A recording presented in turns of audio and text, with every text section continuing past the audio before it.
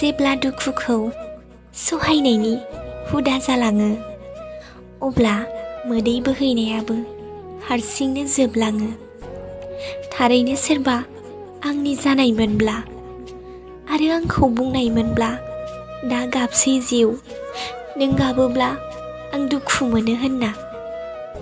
बे आंनि मोजां मोननायखौथ' नों बुजिनो रोङासै, नाथाय आंनि गासै गोरोन्थिखौनो गोसोआव लानो रोंदों नों। नायनो बालांनाय जालांगोन नों गावखौनो गाव जेब्ला आं नों बायदि जानो सोलोंगोन। खालि आं नोंखौ गुबुननि सिगाङाव आंनि होनना फोरमाया, नाथाय आंनि नोंखौ मोननो हास्थायनाया गोसो सिङावनो अरायबो थालांसिगोन।